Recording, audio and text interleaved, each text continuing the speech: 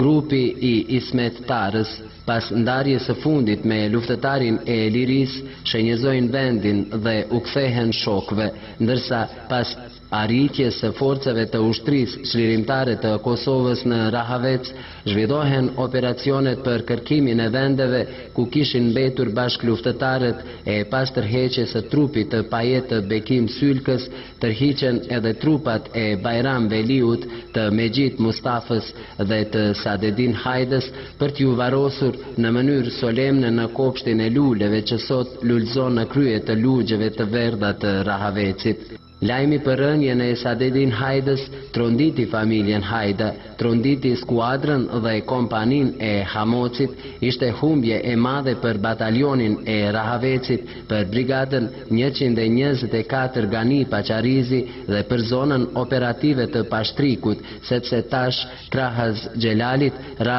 edhe Sadedini dhe kështu rënja e vëllezërve Hajda mbetet një goditje e rëndë për familjen, për batalionin e Rahavecit dhe për zonën operative të Pashtrikut, veçanërisht për nënën Gjyl, e cila mbeti pa 2 djem, pa 2 nipa e asnjë vëlla, mbeti me krenarin e vet burrërore.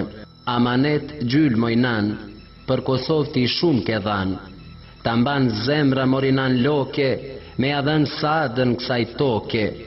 ke dhanë vllazën, ke dhanë nipa, ke dhanë djem dragoj e diva, tu i luftu u përgjak Drini, Xhelal Hajda dhe Sadedini.